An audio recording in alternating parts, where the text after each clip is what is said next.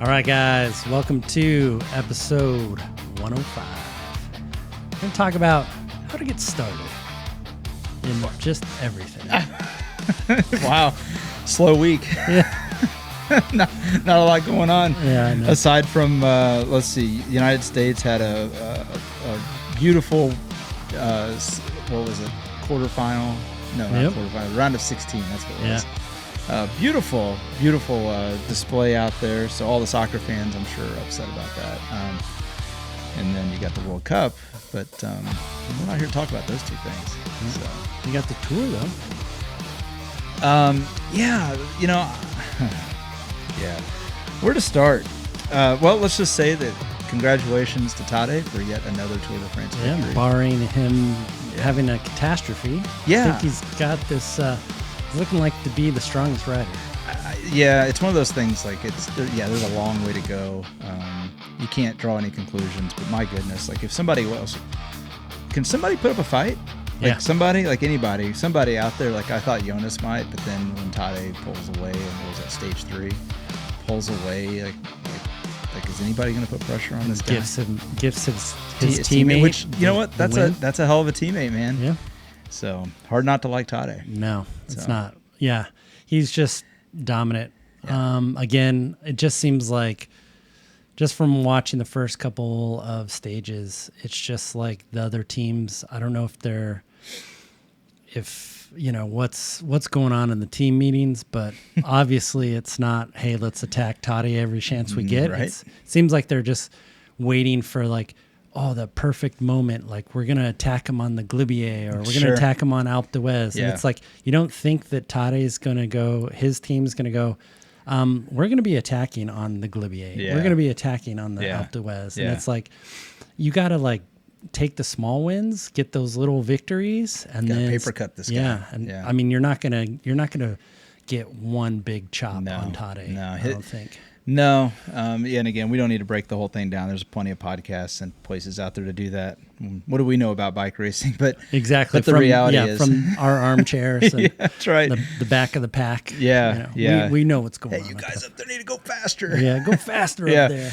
But at the same time, like, there is something to be said for, I do understand strategy and, like, how to wear people down and things like that. And, like, I don't know.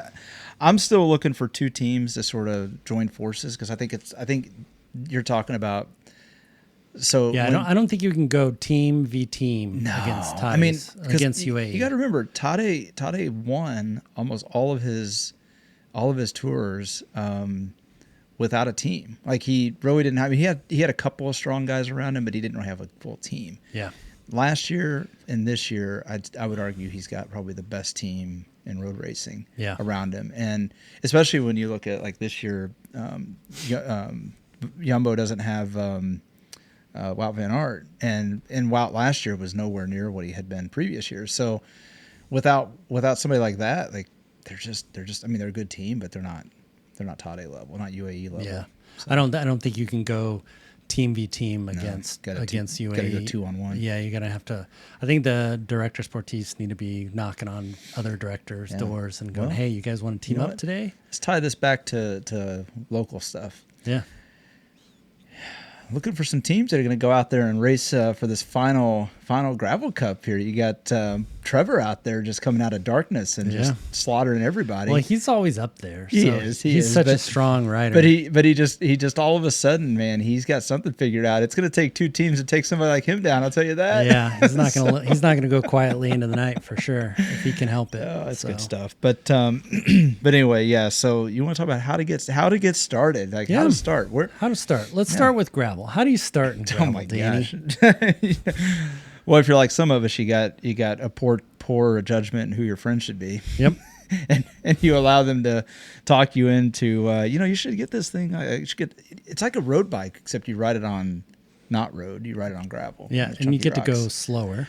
Yeah, and you get to work harder. Yeah, there's no free miles in gravel. And you got to carry more water because there's no let me get this stops. Right. So I spent all this money to take the weight off my bike to make it more efficient, only to go ride on a surface that's less efficient, that weighs me down because I have to carry more gear. Yeah, why am I doing this again? Exactly. So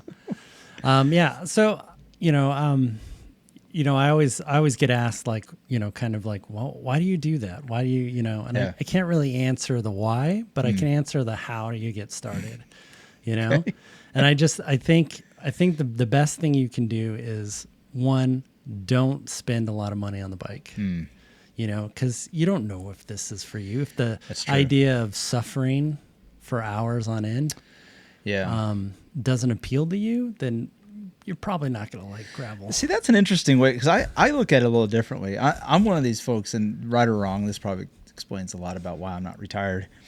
I see it as, if I make the financial commitment, I'm all in on it. It's like I'm the perfect sucker of, hey, I want to lose weight, so just go buy the treadmill. Yeah. And then hope that you'll be convinced that you got to go do the work. Go and run on it. No, not quite to that extreme, but I tend to be one that's like, I don't necessarily feel like I have to go out and buy like the top of the line, because I agree, like, well, let's just make it very real. I don't see the point, if you're trying to get started, don't think you got to go out and buy the $14,000 S-Works Crux 5. Yeah, don't believe the marketing hype. If you're listening to this, like, you don't need that bike. Right. Now, if you can afford it and you want to, again, by all means, not here to tell you how to spend your money. But if you're looking to get started, like, you can find, so this is a real thing. You can find very good used gravel bikes right now for a very cheap price. Or even, I started out on a cyclocross bike. Right. Yeah. So like those bikes are, super. And it was aluminum frame. It wasn't carbon fiber. Yeah. And I went and did the first few gravel races to just kind of see if I actually liked it. Sure. See, I like to buy the mid-tier or just slightly above mid-tier, because then I feel like the gear isn't the excuse. It has to be me. See, like, if I'm not performing the way I need to perform, it's me and something I can change. It's not my gear's fault. Oh, okay. So like, if I bought, and this is just where I like I think my first gravel bike was that Argon Dark Matter, which I love, by the way. Is a great bike. In a lot of ways, I wish I didn't get rid of it, because the geometry on that bike is outstanding. Yeah. It just wasn't going to be a good fit for where I wanted to go, gearing and all that stuff. But that aside, that bike, when I bought it, I had the chance to buy the tier down for like $1,000 or $1,500 cheaper. And I'm like, yeah, but I don't want the gear to be the excuse. Yeah. So, and it wouldn't have been. See, this is the thing you learn after you've been in it a little while. Yeah, the gear would not have been the reason that I suck. Yeah. It's usually because I, didn't do the training that I needed to do, or I just am not strong enough yet. Yeah. So anyway, but yeah, I think that's exactly it. Don't get into the hype. And I mean, if you're already, obviously, if you're listening to this and you're already into it, you're like, well, duh. So like, I think of this more about when, if you want to help grow the sport, you got to be able to talk to people about how to get started. Yeah. So even if you've been in this for a long time, like, I think this is a really good episode. I'd love to like see some comments, like, because people get asked all the time, like, why do you do this, and how did you even get started in gravel? Yeah. Right. And then what made you think you should ride 200 miles? Yeah. And like, why? I don't even want to drive 200 miles. Yeah. Like, it's like, again, everybody thinks that we just started out and we were like, you know what, Unbound's the thing. You know what? I think I'm going to do a 200-mile ride today. Yep. And that's not how. You know what's funny is we've done. I wonder how many people fall in this category. You've done a 200-mile gravel ride before you did a 200-mile road ride. Yeah. Like, that seems backwards. I wouldn't ride 200 miles on the road. Right. There's not enough road around here. So it's fun. Well, there's some truth in that. Unless you go point to point, have somebody pick you up, that might be fun. Or fly back. You could fly back. I think I remember when after I got my road bike and we started riding together, and I remember this pretty well. I had not yet done a Century ride. Yeah. And we were talking. We got on the conversation about Century, and this kind of goes into how you get started too, I think, because I can remember thinking, like, you think of the Century, it's like, oh, it's this huge achievement, and it is a very big achievement. It is a big achievement. Huge. You get your first one. Yeah. Yeah. Huge achievement. So do not downplay that at all. It's a huge achievement.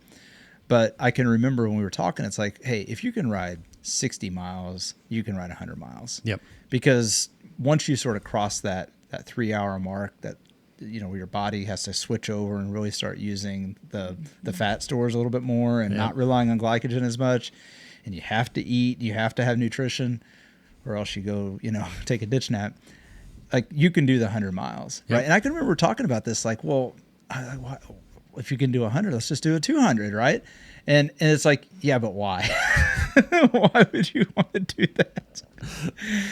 And then fast forward a few years and into gravel, and it's like, hey, look at that. There's a 200-mile race. Let's go do it. Yeah. There's a 100, there's a 130-mile race. Yeah. Oh, let's go do it. Let's go do it.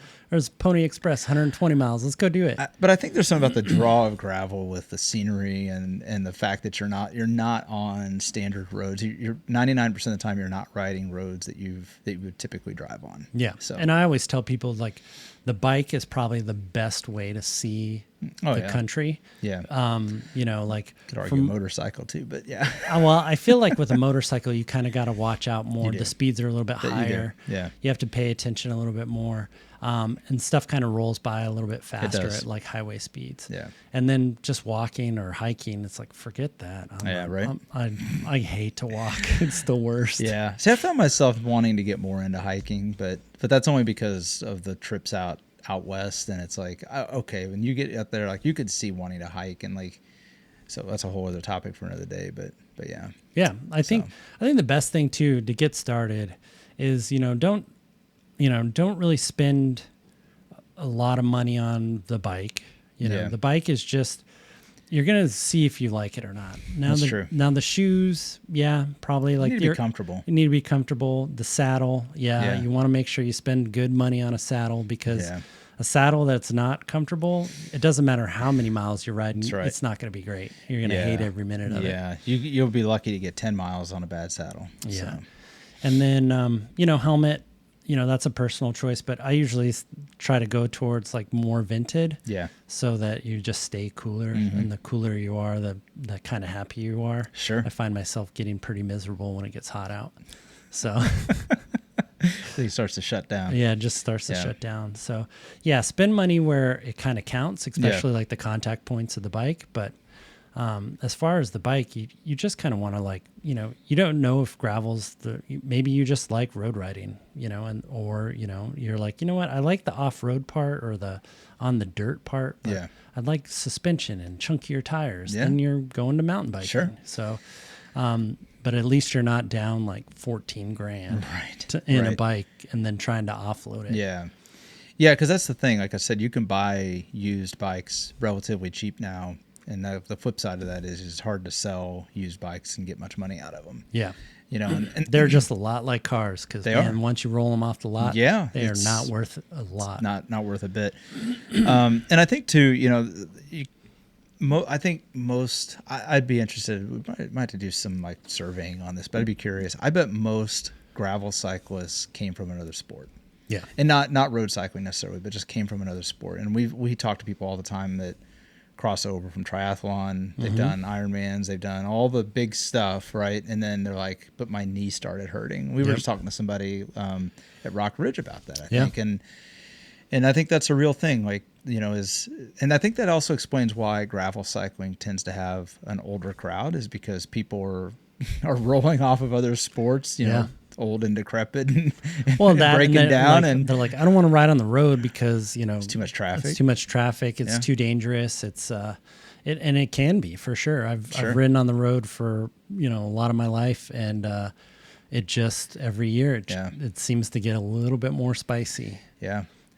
And I think gravel, and depending on where you're at, it can be a lot the same way as road, right? I mean, this is the other thing, like, especially in the Kansas City area, there's a lot of gravel roads nearby, but if you're not careful, you can get on some fairly high traffic gravel roads, and they can be as or more dangerous than a paved road. Yeah, because they're not expecting to see a cyclist out there in the middle of nowhere. Right. You do tend to get a lot of strange looks. Yep. So they're just like, what are you doing out here? Right. You're riding this? Yeah, I thought there were just cows out here. Remember the guy we talked to at, so we've got a favorite stop in Emporia.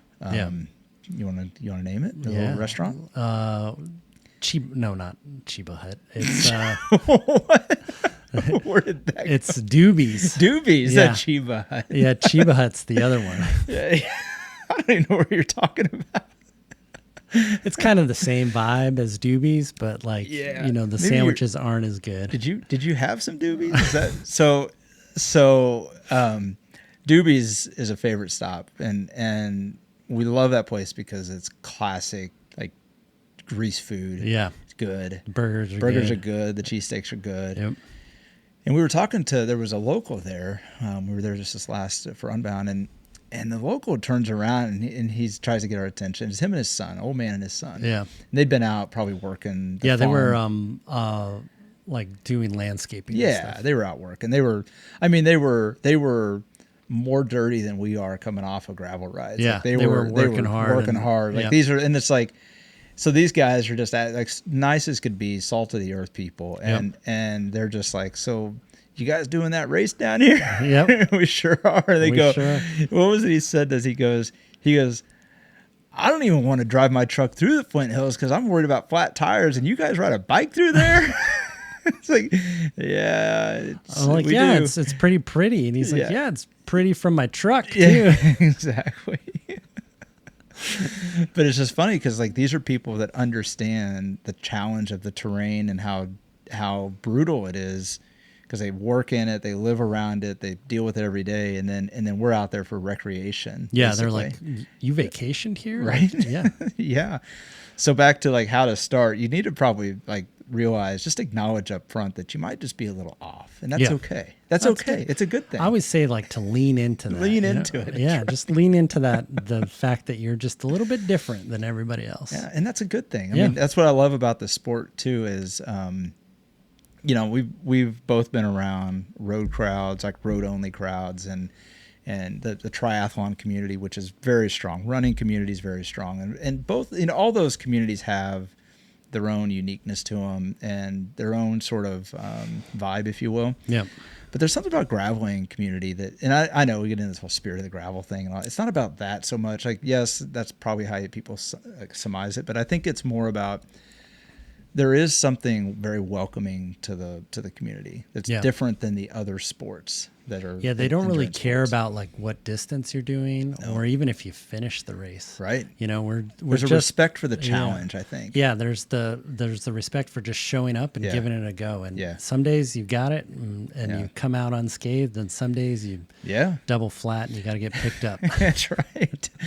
Yeah, and it's like that's the thing, like nobody ever at the end if you don't finish, like nobody ever like gives you the sort of condescending tone. Like there's the undertones of that condescending vibe to it, and you're just like that you kind of get from other events. Mm-hmm. Like people are like, yeah, I've been there, it freaking sucks. And like I get it. Like so anyway, just something about the vibe, and I think that's a testament to like the people and like that gravitate to the sport. Yeah. So yeah, it's more, and we always talk about the racing side of gravel, especially with the Gravel Cup and stuff. Sure.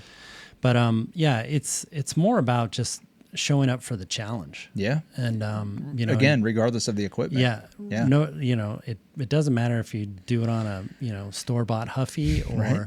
Has you ever rolled up to a start of an event and anybody ever like be like looking around at the bikes? Like nobody, like you look at the bikes and like you might admire certain bikes, but nobody ever looks at a bike and goes, "Why the hell is he riding that thing?" Yeah, no, I'm like, sweet dude. Yeah, it's awesome. Like it just reminds me like the Rodeo Lab guys that did the Walmart bike at Unbound. It's like that kind of stuff. I'm just like, that's freaking awesome. Yeah, and it's like the challenge. Like some people do it with gears, some do it with one. Well, they're in their own category. We're not here to talk about that. Not here to talk about those I got guys. Tempted by those guys last year. We had a couple of them on the show. I'm still tempted. Dude, I have in my cart on my wish list is a single speed mountain bike frame. Oh, yeah. So I might convert. You might convert the Diverge to a single speed. Yeah, that would be hilarious. Anyway.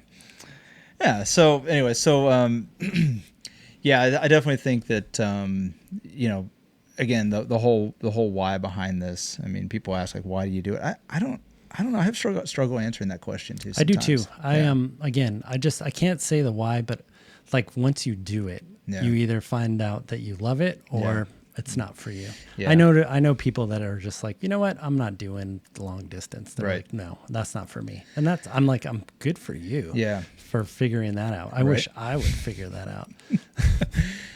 Yeah, I was going through that. Like, I was thinking about the remainder of the season. Like, there's a couple races I hadn't signed up for yet, and I was like, I gotta get that done. And then you're like, well, hovering over the shorter distance, going like, I could. You know how ambitious you are at the end of a season, and you're like, you know what, I'm gonna sign up for all the big distances next year. You better just do it right there, because that's when you're fully committed. Yeah, you will never be as committed as you are right there. Yeah, at the beginning of the season when you're coming out of the pain cave, and you're just like, oh, I'm so ready for everything. So feel so good, refreshed. Everybody better watch out. Yeah, and then you get to a couple races, and you're like, why am I here? What am I doing? That's right.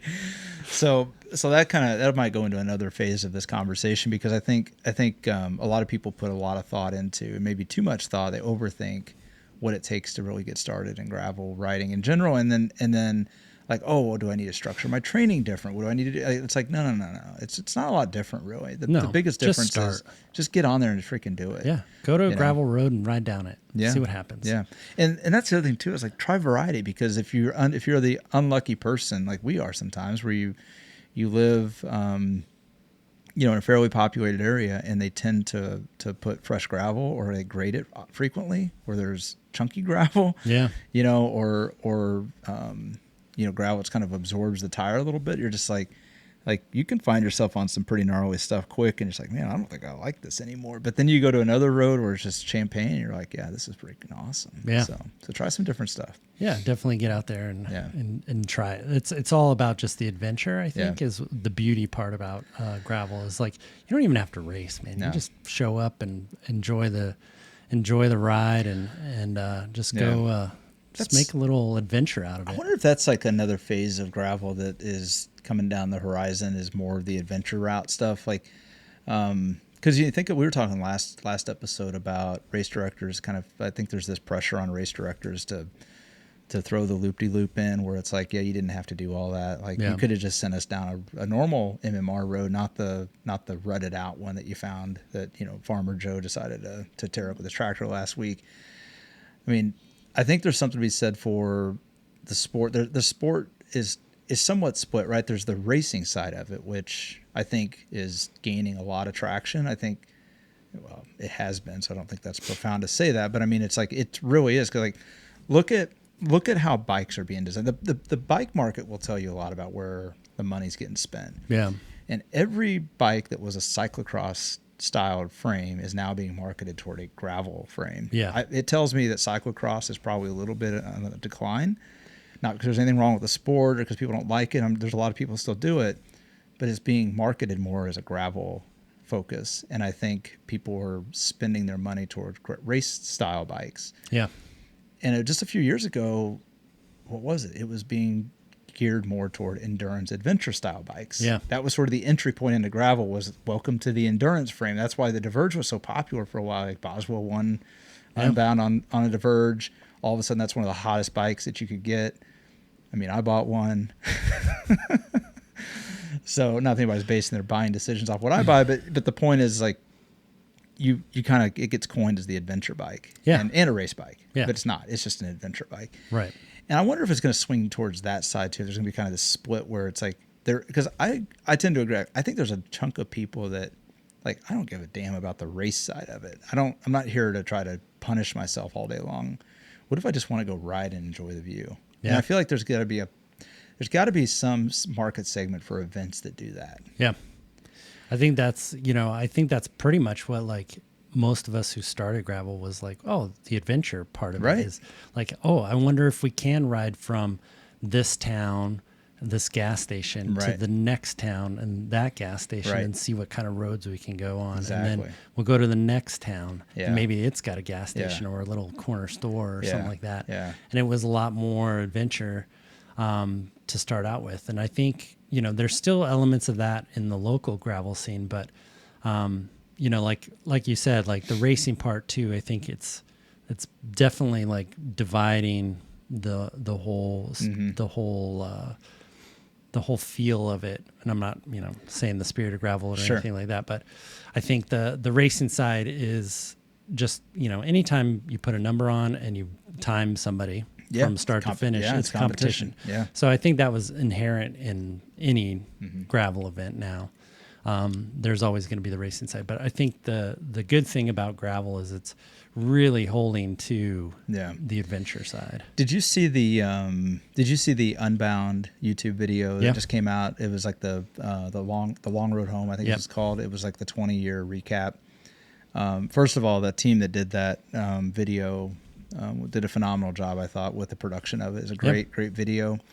I want to say it's about 30 minutes long. I mean, objectively, I felt like it kind of repeated itself in the last 4 or 5 minutes, but I mean, that was a great way, I think, to tell the story of Unbound. And I thought, a lot of the folks, it's funny because a lot of the folks in the video we've seen at local races, or we know them. Or I was like, there's Paulina, there's Joe, right. there's. That's right. I was telling my wife, she's like, what the heck is wrong with you? I was like, I know those people. I know those guys. And it was awesome to see, and I love how they told the story. I love how Dan Hughes really recapped some of the first few years of Unbound, and they had some cool video clips and all that. But basically how most people just showed up to see if they could do it. Yeah. Like it was the challenge of it. A few of them were crazy enough to decide to race it. Yeah. And that, I love that approach and that aspect to it, because I think today it's more about the race, and the minority of the people are there for the race. The majority are there to experience the adventure, but all that gets the publicity is the race. Yeah. Like that's all that gets talked about. But to me, it's like, no, the real story is in the adventure and the people that are finishing 16, 17, 18 hours or, all the way up to the time cutoff. Yeah. Like that's the story. Like that's what's missing. And like, I love the recaps of some folks. I wish we could, I'd love to talk to some folks, and maybe there's a few listening, but I love to hear from folks that finish like after midnight in this Unbound. And like we know that second round of storms that came through. Yeah. Like there's some stories in there, man. Like that's what, to me, that's what this stuff's all about. Yeah. I mean, that's the part that gets me fired up is like the I was out there and I survived. I was in a barn. I didn't think it was going to get blown over. Like that stuff. You're like, yeah, man, that's cool. I'm not like, I listen to the pro stories, but it's like, yeah, we were racing pretty hard, and then, and then I got a flat, and then I patched it, and then I just stayed strong, and I went to, I just believed in myself, and, I just kind of finished in 10 hours. Right. And you're just like, that's good. Cool, that's good. Man. Yeah. Cool, I guess. Yeah. Sweet. Yeah. I mean, I buried myself. Yeah, not to downplay what it takes to be at that elite level, but again,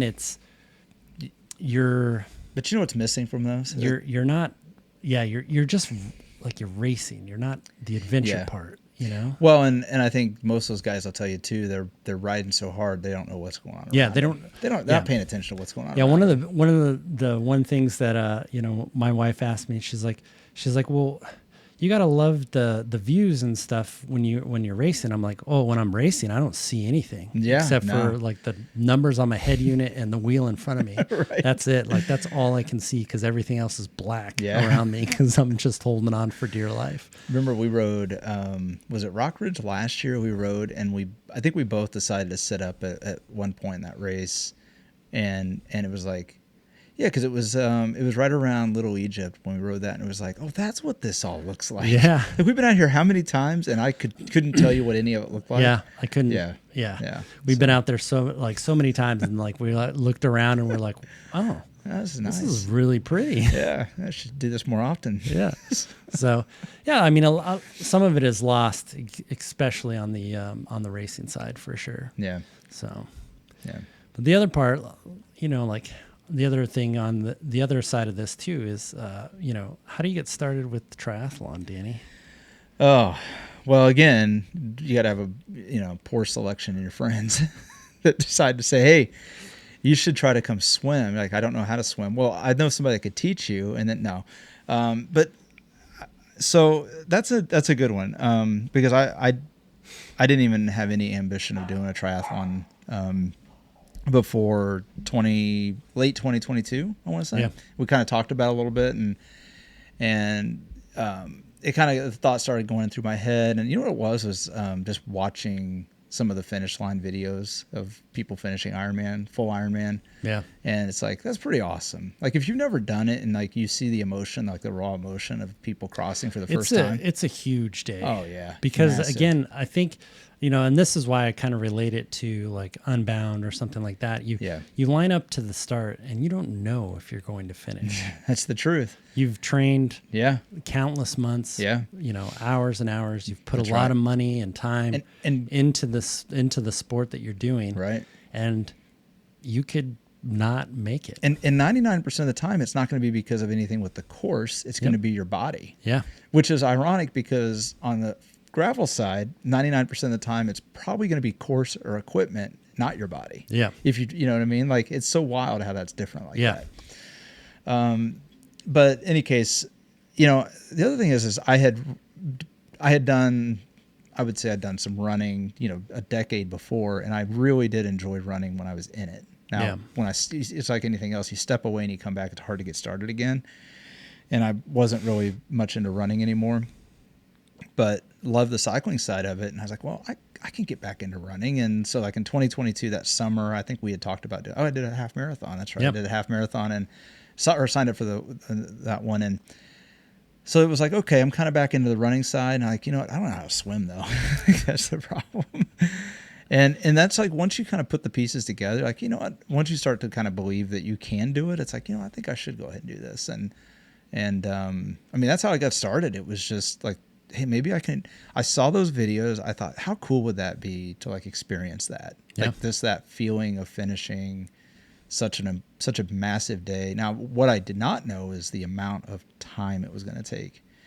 But I knew from listening to everybody, but again, you can hear 15, 20 hours a week all you want until you actually experience it and consistently experience it. You have no idea how much time that really is. Yeah. And then in February, that following February, finally got serious about learning to swim. And of course, you helped me out with that. And then, what was it, June, right after the week after Unbound, we did a half Ironman in Des Moines. And then that September, it was Ironman Chattanooga. Yeah. And chose the river swim, not to try to get the easy way out, but just because mostly more out of safety than anything. Like I would not have trusted myself in a lake swim. Not that I couldn't have done it, but I would not have been as confident with it. Yeah. And I think plus just the timing of the year, there was just no way to get a full Ironman around the time of Unbound and all that.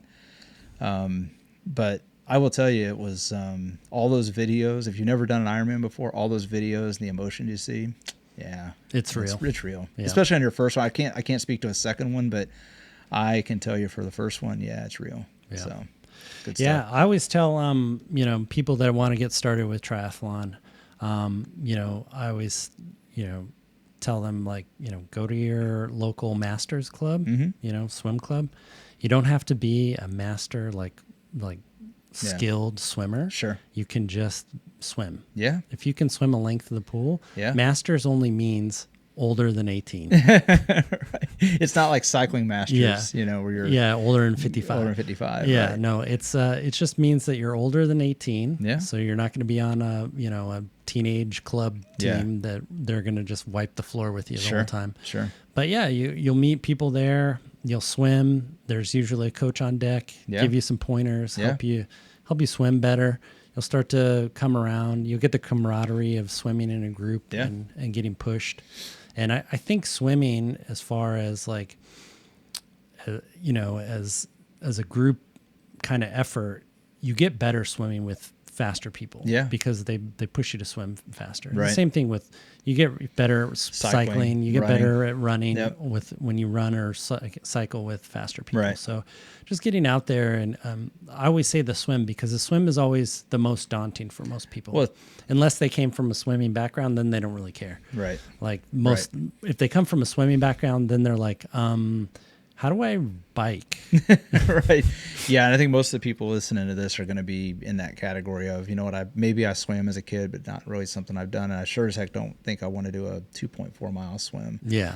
And the other part too is like, I never tell people to do what Danny did and sign up for an Ironman before. I always say like, fully commit, man. Yeah. Let's just do the shorter distances. Yeah. And then again, see if you like it. Because the used triathlon market is huge. Yeah, it's funny. People do sell their triathlon bikes, and you don't have to have the top of the line bike. That's exactly right. No, that's exactly right. I mean, I've seen people do very well on just a regular road bike. So if you have a road bike, just kick it on around, aero bars even and go. You can go and do it for the shorter distances. It's really, really. You're not totally really giving fine. anything up either. Like, no. I mean, as far as speed and time, you're not giving that much up on a short distance course. So. Yeah, it's only when you're doing like 70.3 and Ironman is the position of the TT bike and the aero gains that you get.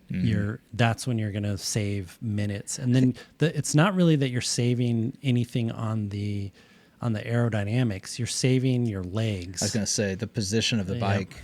It's a different muscle group. Allows you to not use your quads as much and use your glutes more. And you get to save the quads for the run. Yeah. I mean you're 100% right. I would not advise jumping right into a half or a full the way I did. Like Danny had to work really, really hard. at swimming. Yeah, I did a sprint after I did my full and half. So like I went totally out of order on those things. If I were doing it all, and part of that was just, again, I just know my mindset. Like if I fully commit to something, it's going to get done, and that kind of thing. So, and if you're somebody like Danny and you fully commit, then go for it. You can totally sign up for an Ironman and you can totally do it. Absolutely. But you don't have to. I would strongly advise if I were doing it all over again, I would have said, you know what, maybe I should just go do at least an Olympic first. Like, a sprint would have been more ideal, just again to get the flavor of it, because the thing about triathlon, there is a process for transition, and you can't practice that. Like no matter how much you try to practice it, you can't practice it. So I think you just get the race feel of that. And there's also the dynamic of out of transition, getting onto the bike and going into the run, controlling the adrenaline. And not burning yourself up in the first 10 minutes after each one of those, because I saw a lot of people do it. A lot of people too, like if they're not great swimmers, they tend to burn themselves up on the swim, and then they get on the bike and they're like, why can't I push the power? And they just finish cooking themselves, and then they're walking the run. Yeah. So, but yeah, definitely, I would advise start on the smaller side. Again, don't invest. You don't have to invest a ton of money. So that's the beauty of it. It's like if you're already riding a bike, and you own a pair of tennis shoes, right, or running shoes. Yeah, you're 90% of the way there. It doesn't cost that much more to just go ahead and do a triathlon. Yeah. So, and you can always, like I said, find a masters group. You can go to USA Masters. Yeah. And you can search your area. Yeah. You can find a masters group. Go swim with them for a little bit. And if you're in the Kansas City area, then I know somewhere where you can go too. It's like this guy right here. Yeah, so. I coach a masters group. I know most of the coaches that coach masters around this area. So. Yeah, we love to have triathletes. Yeah, absolutely. Or people just learning. Yeah, learning. Yeah. It's always good to see more people in the water swimming. Again, it's just triathlon is a lot like gravel, where we're not really, there's not a judgment. We're not here to say like, oh, what time did you finish? I was going to say that. Like nobody, if anybody I've ever. So first of all, I rarely tell people, just without unsolicited, tell people I've done an Ironman. Oh, you don't have the tattoo, Danny? No, I don't. Not that there's anything wrong with tattoo of it, but I did not get one. Oh, there's something wrong with it. I've got another tattoo. I've had ideas of a different tattoo, but it does not incorporate a corporate logo. No. Okay. So, I don't typically just unsolicited tell people, oh yeah, I did an Ironman. But when it comes up and things like that, I've never had anybody go like, oh yeah, what'd you finish in? Yeah. Nobody cares. In fact, kind of it's funny because only a handful of times have I been asked, hey, have you beat the sun on Unbound? Yeah. Like rarely do you get asked that. And it's usually only by people that already know that you're a competitive person. Yeah. And they're just curious if you actually did it. Like they're not using it as a comparison or judgmental thing. Yeah. Nobody has asked me my time. Never. And I couldn't really, I could tell you my time just because like it was a goal for me to finish under a certain time. Yeah. And so that I achieved the goal. That's right. Like nobody asked me the time. Right. And I don't offer it up. I'm just there. Like it doesn't matter. It doesn't matter. Nobody cares. Yeah. That's right. Just like I say that all the time. Yeah. Nobody, when people are like, well, I didn't, I finished, but it was so bad, and I had to walk, and I'm like, nobody cares. Nobody cares. You just finished. That's what matters. You know, that's what I love about triathlon and gravel. You know, they're kind of like kindred spirits. You know, they're just you know, nobody really cares about the time. They just care about like the fact that you rocked up and you accepted the challenge of the day, and you went out and you did it. Yeah. And so, I mean, you got to remember at the end of all of it, you grab 1,000 random people out of public, and you're probably only talking a handful, 2 or 3 that have actually done these things. Yeah, the 1%. Yeah.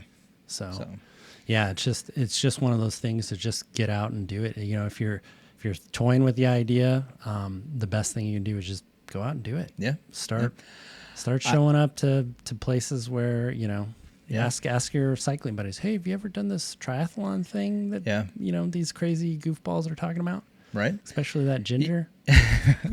You know, there's another angle of this that I just thought about was, and I look at it more retrospectively, like the benefit that both triathlon and gravel cycling in general, but both of those sports and events, the benefit that it's had on me, like personally and professionally. I mentioned this before, but like less about how to start and more about why should you start, and maybe some of the why behind it. It's like, I think there's that sense of accomplishment after you complete some of these types of things, even if it's a long Sunday ride or, you know, whatever it might be. There's something about that sense of accomplishment that tames everything else down. It sort of settles all the other noise of life down a little bit. Yeah. And, you know, it's like we joke about it, but like, that's why I think when I go out and ride, like my mind just goes blank. Like it's just like darkness in there, not darkness in a bad way, but like just, there's not a lot of activity there. And a lot of that's because it's just total decompression. Yeah. And it's like all that noise from the professional life and stuff going on at the family and all that stuff. Like, not that you don't want to think about that stuff, but it does let everything just kind of quiet down a little bit. Yeah. And then it's therapeutic in a lot of ways. It's awesome. Yeah. So, yeah, I find like, you know, we have the saying when we swim that, you know, we solve all the world's problems That's right. in the pool, and then we immediately forget them when we come out. That's right. So it's like you have a lot of time to think, and you know, you're just staring at a black line as you're swimming in the pool. So like you make that sound so exciting. But I mean, you just have a lot of time to like, you know, and you get a lot of time even on gravel rides too. Like it just, like you said, it just quiets down all the noise, and I can either think about something that is truly bothering me, or like something I want to mull over, and I can spend some time actually like, you know, parsing it out, or I can just turn my mind off and listen to music and sing songs. Yeah. You know? Yeah. I mean, it's any of those things. So I mean, there's a lot of the benefits that come with that for sure. But to me, it's less about how to start and more about why haven't you started yet? Yeah. And I think that's, you know, I would love to see, you know, again, we all want to try to see this sport grow, both gravel and triathlon. I think the only way you can get people in it is to be open about, you know, how you started, but more importantly, like, try to answer the why. And, you know, like I said, both of us just sat here and said, well, it's hard to talk about why, but then the more you talk about the how, like the why starts to answer itself pretty quickly. Yeah. You know? Yeah. So. And I, you know, especially with triathlon too, like a lot of people see like the $300 carbon shoes and, you know, the $14,000 bikes and, you know, the swimming camps and all this stuff. It's like, it doesn't have to be anything like that. Just, you know, if you want to put, again, I'm not telling you how to spend your money, but if you want to spend all that, that's fine. Nothing wrong with that. But really, you can get away. I did a lot of triathlon, just, you know, figured it out just very, very cheaply. I started on my road bike when I was like 25, and I rode that for a couple of shorter course triathlons, and then I didn't have a full TT bike until after I did my first 70.3. No, wow. So yeah, I mean that'd be tough. I was thinking about, like, you know, my road bike, even if I could put bars on it, like that'd be tough to do a 70.3 on a. Yeah, it was the worst 70.3 I ever did in my entire life, and it basically changed. So I was almost dead last out of the swim. Yeah. Yeah. So it was really bad. Yeah. And I vowed from then on to not be You're not going to be the last one. Horrible swimmer. And just changed my life. And then, so I started swimming more. I started putting in the effort in the pool, and and I started, I upgraded the bike and, got more into it, and did another couple of 70.3s before I ticked off an Ironman. Yeah. And then now I don't know if I want to do an Ironman. my favorite meme on the triathlon, like whatever, it's like pathetictriathletes.com or something like that, is like, if you're still married and you're doing an Ironman, you didn't train hard enough. Yeah. There's some truth in that, I think, for sure. So I don't know. So the joke was, after we were on our way back from Chattanooga, both of us, we drove down together, and usually we do the 72-hour rule after big events, right? Yeah. But that one, we both, I think, said, if either one of us, we give each other full permission, if you even talk about another triathlon, full distance triathlon, you're getting punched in the face. You're going to get punched in the face. Yeah. And that's kind of held true even to now. Yeah. We rarely talk about another triathlon. Yeah. Every now and again, I will tell you this, every now and again, I get this like inkling where I'm like, because it's such a, I think I see why people are like habitual Ironman triathletes, because there's an addiction, there's a adrenaline rush that comes with it. Yeah, that fitness. There's a high. There's a high there, and it's not the runner's high. No, it's not the runner's high, because that doesn't exist. Yeah. But there is a high that comes with that for sure. Yeah. And I know because I experienced it after the finish of that one, and so every now and again, I kind of get that, that'd be freaking awesome to go do another one. But then it's like... Then I think back on the training, I was like... We just did it the other weekend when we were out. We'd finished up a ride, and like, could you imagine, like, 3 years ago, we would have gone and done a brick run right after this hot, how long did we ride? 3 hours? 2.5, 3 hours, whatever it was. And we did a brick ride or brick run, and it's just like, oh my gosh. Go run in 95-degree heat with 80% humidity for another hour. Yeah. And I know there's people out there doing it, and they're like, yeah, you're just soft. I'm like, yeah, I am. Yeah, I am soft. Yeah. These days, yes, I am. Yeah. But I do. Every now and again, it crosses my mind, like, maybe you should sign up for another one. I think I'd go back and do Chattanooga again. I really like that. I really like the fact, the river swim, of course, but I think I would. But then, they changed the bike course so much, and I don't know about the run, if they've done anything changes there, but Chattanooga was fun, but I don't know. Yeah. Usually when I'm swimming like consistently 4K in the pool, I'm like, I could do another Ironman. And then I'm like, no, what am I talking about? No. I wonder what it would be like to train for an Ironman dedicated and not be training half the season for a 200-mile gravel race and then trying to squeeze in an Ironman after that. I don't think the gravel racing hurts anything. It doesn't hurt, but I think because maybe it's because I was in the process of still learning to swim, but I do think there's something about using that time to build out capability across all three sports a little differently versus just the leading up 20 weeks leading up that we did. Yeah, I think it was like 20 weeks. I think it was like 18. Yeah, because I think once we got done with the half, I think it was 18 weeks from there was the run into the full. Yeah. But I mean, you're operating off a fitness level that's up to here, and now you're just taking it up even higher. Yep. Yeah.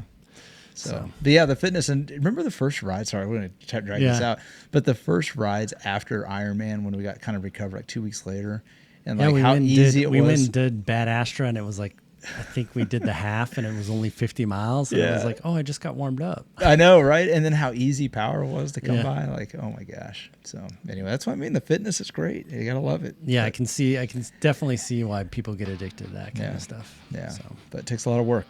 So cool. Right. Anything else? That's it. I was hoping we could do some rapid fire today, but didn't have it pulled up, and I feel like we haven't done rapid fire in a while. So next week we got to do rapid fire. Yeah, we missing our favorite segment. Yeah, so cool. Well, if you guys made it through the triathlon talk, definitely leave us a like and a favorite, subscribe. We do enjoy listening to you guys talk about all your stuff. So if you have any, beginner tips, leave them in the comments. We'd love to hear about them. And if you're a little tri-curious, definitely let us know. Sign up. So thanks, everybody, and we will talk to you later.